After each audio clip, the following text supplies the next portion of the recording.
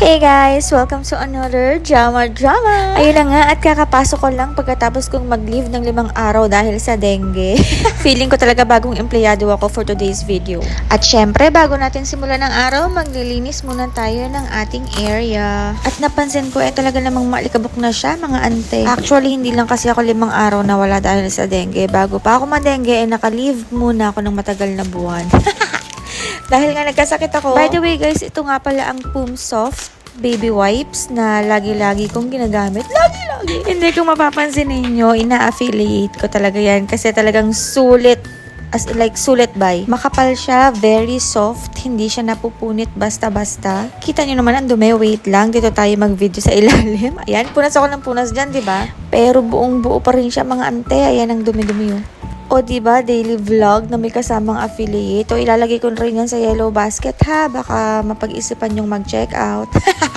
So ayun na nga at may naririnig na akong kumakaluskos sa kabilang office. Malamang may dumating na akong ka-office mate. Tara, gulati natin.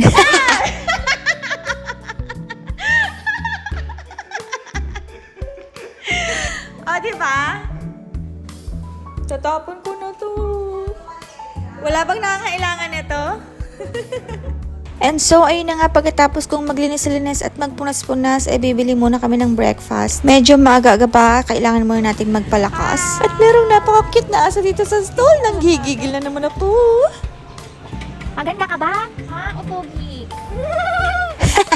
At syempre, dahil na-miss ko rin si Manong Manay, bibili tayo ng kasoy. At bumili na rin ako ng sunflower seeds. And for the breakfast, itong ang lugaw ang binili ko. So, ayun, after kumain ng breakfast, ang printer ko ay hindi gumagana dahil nga napakatagal niyang na-stock. Kaya syempre, for the linis tayo at naging okay naman siya. At ayun, hindi ko na nga na-videohan ang mga ginawa ko sa work dahil so busy na hanggang uwian na. At ito nga't nagdadrive na ako. O siya, hanggang dito na lang. Buyers!